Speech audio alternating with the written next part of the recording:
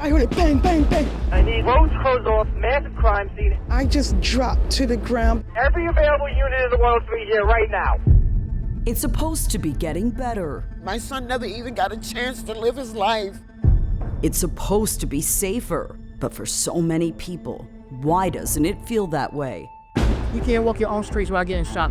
Something's wrong with that. At a time when anyone can print out a weapon of war. This turns a weapon into a machine gun. 100%, ma'am. With the press of a button. Ordered off the internet? Today, we'll show you how the experts on the front lines are taking aim at the problem. If you're looking at a beach full of sand, each one of those grains of sand is a gun that's simply lying dormant somewhere in the city.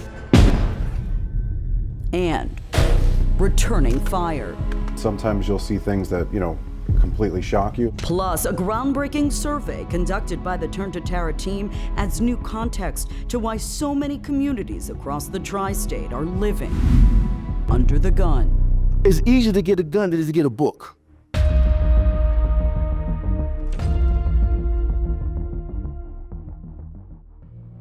I'm senior investigative reporter Tara Rosenblum, and I'm here to talk to you about the gun violence problem plaguing the tri-state. I've seen it and reported on it so many times, too many times, how it can take just one bullet to shatter an entire community, that feeling of safety and well-being stolen in an instant. That's why the Turn to Tara team decided to dedicate 3 full years to produce an unprecedented study of deadly shootings, the people behind the trigger, and the men and women targeting the brutality.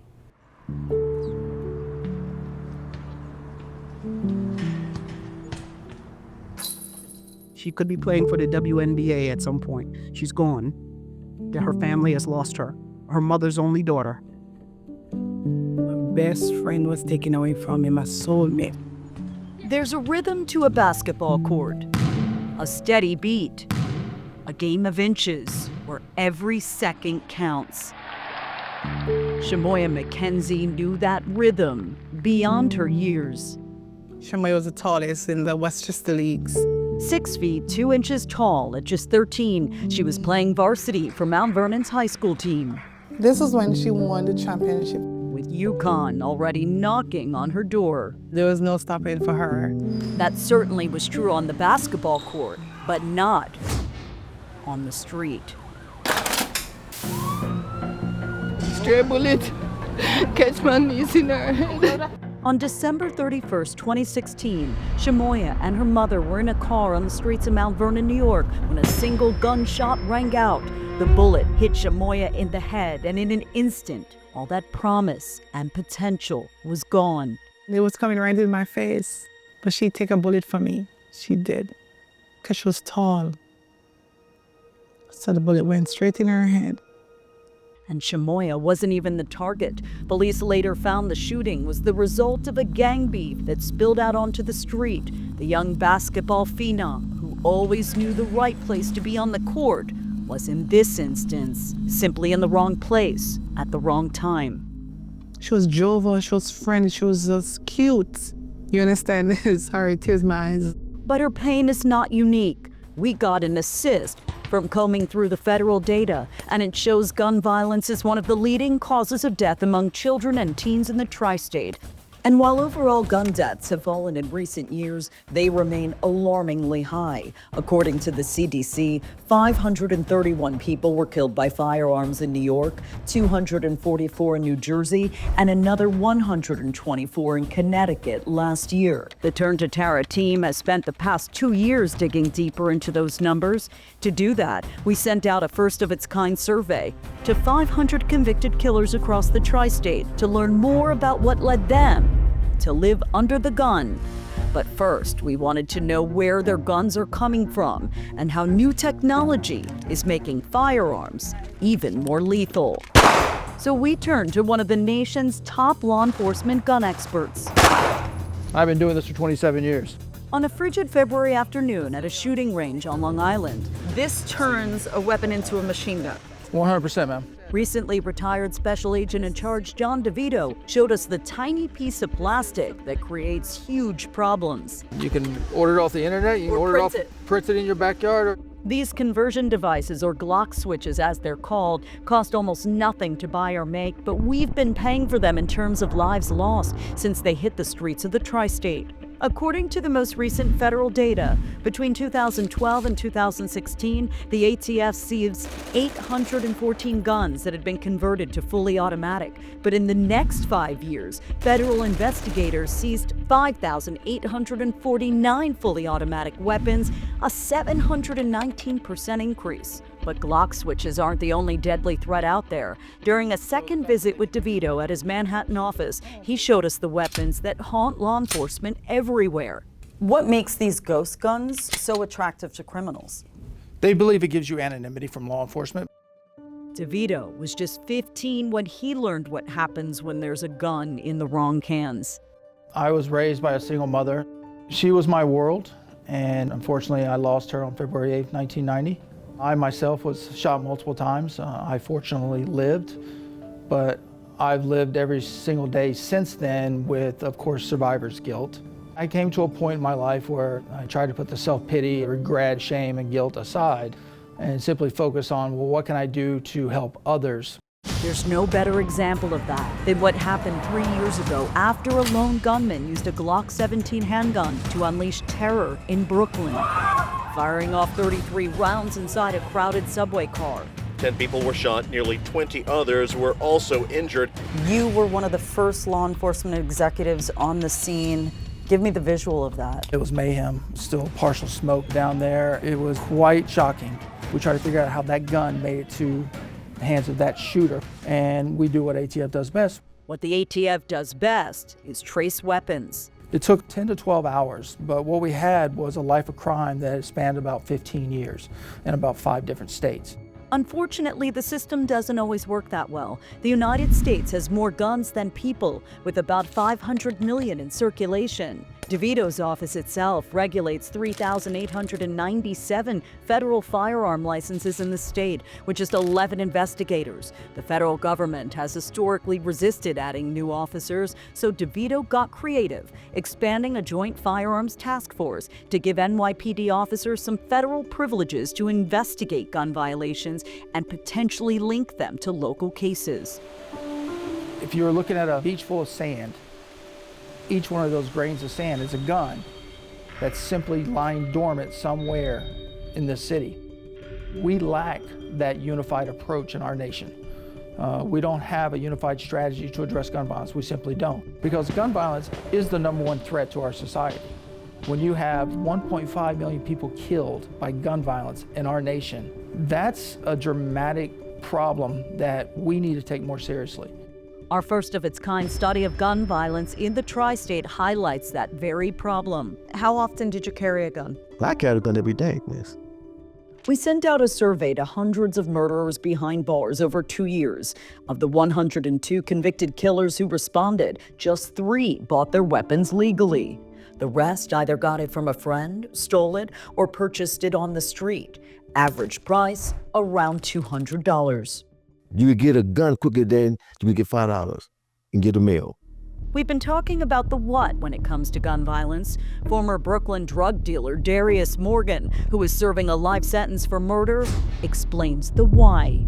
If a person don't feel that they deserve to live or have a purpose to live, how could they respect the next person? What type of gun was it? It was a 9mm. Matthew Spanberg is the gunman behind an infamous gas station murder on Long Island 3 decades ago. Dennis Folk was shot in the head during a robbery back in 1993. Why do you think gun violence has spiked so dramatically in the tri-state in recent years? Because of the access of guns. They go down south and they buy guns and bring them up and sell them in the streets in New York because they have gun laws down in the southern states are lax.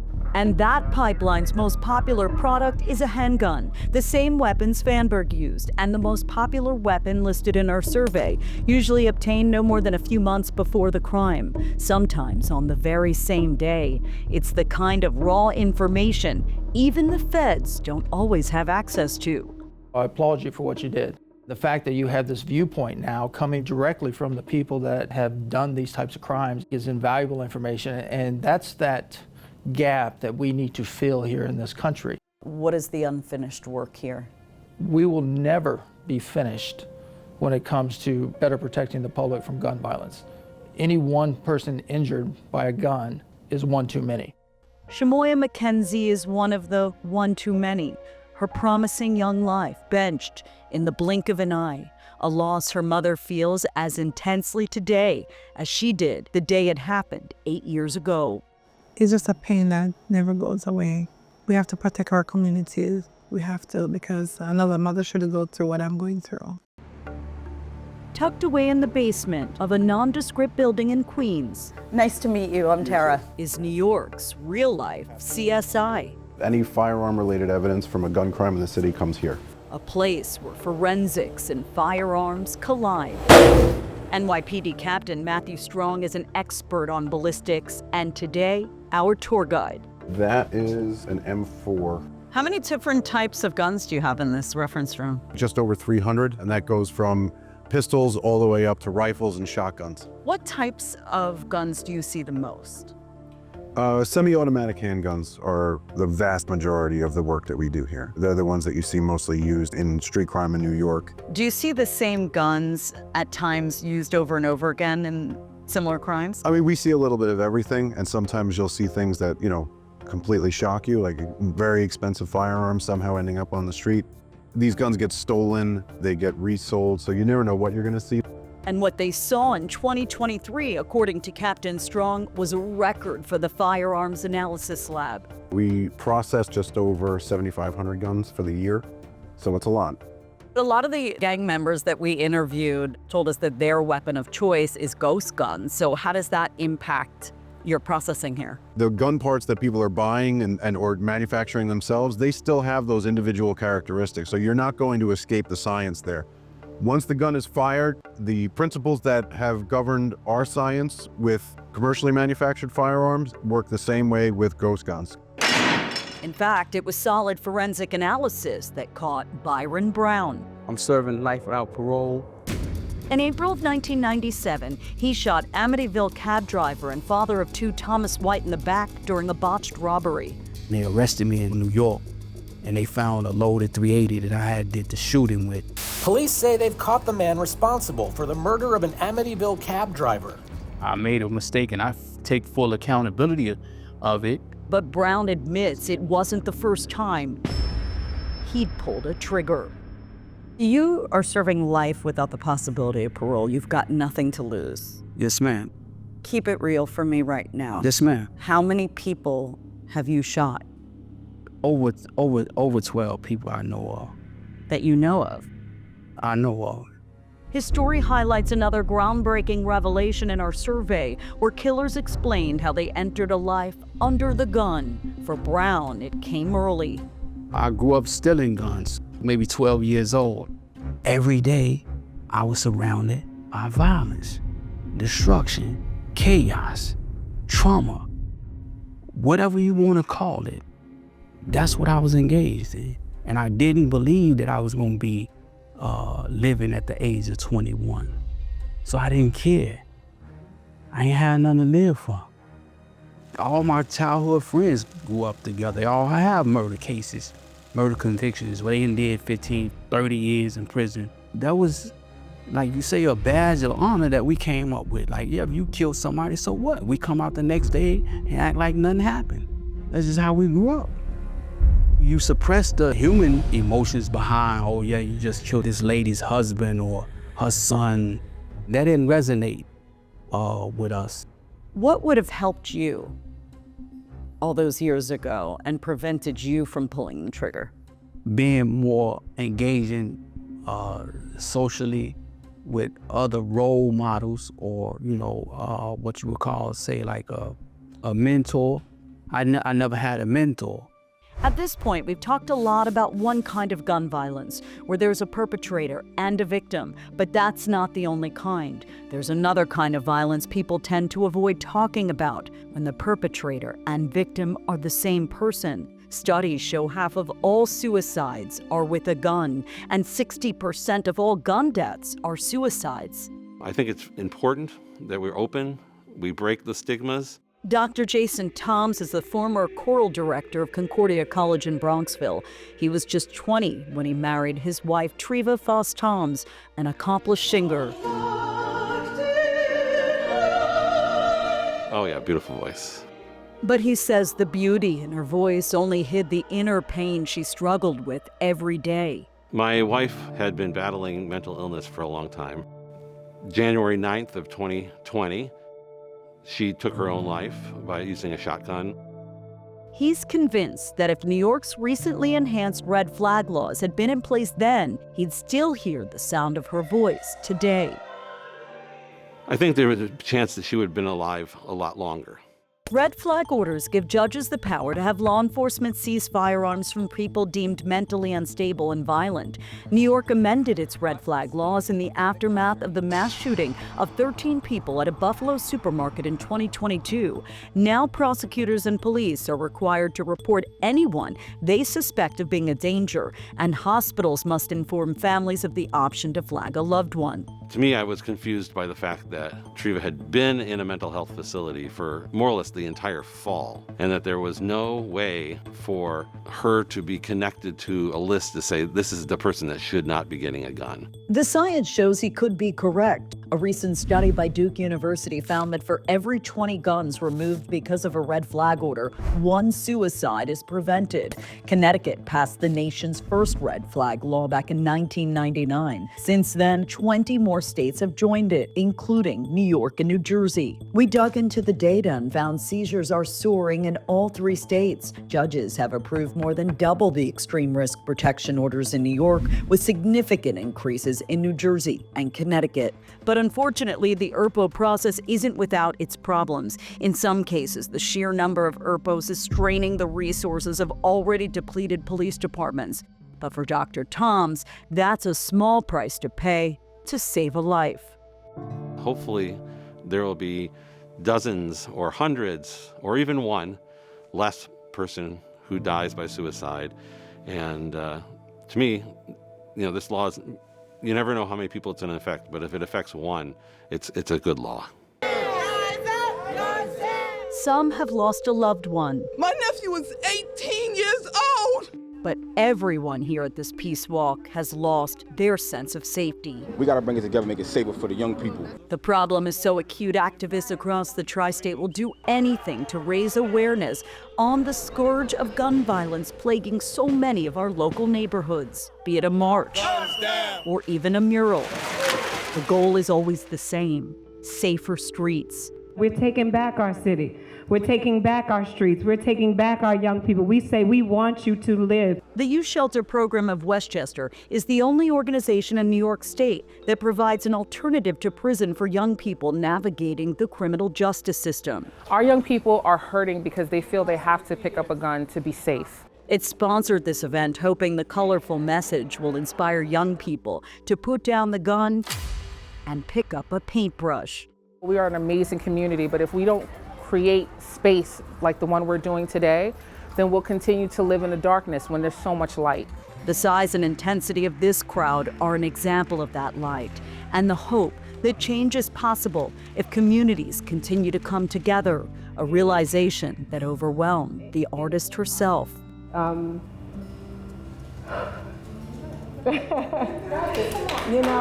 It's a big responsibility to be asked to really portray this type of moment. My family has also lost someone to gun violence, and it's really difficult to embody a piece of artwork that reflects the pain and the suffering that a family feels. This is the side of gun violence our prison gun survey didn't capture: the overwhelming grief that follows family members and loved ones for the rest of their lives. My son is gone. I just want justice for my son. He was shot in the back. He was just 14. He didn't even get to live a life. Tara Williams' only son, Zaire Fernandez, became the latest innocent life caught in the crossfire back in March of 2023 in Mount Vernon. But she had to wait almost 2 years for justice when in January, one of the men responsible was finally sentenced to 25 years in prison. I still can't eat sometimes. I can't sleep. It's been horrible. My life will never be the same. My life has changed forever. Tara's just one of so many mothers and fathers across the tri-state living shattered lives, grieving children sidelined by violence. Our hope is that our survey will play a role in the search for a solution as community members, law enforcement, legislators, and even convicted killers all team up so that we can no longer live under the gun.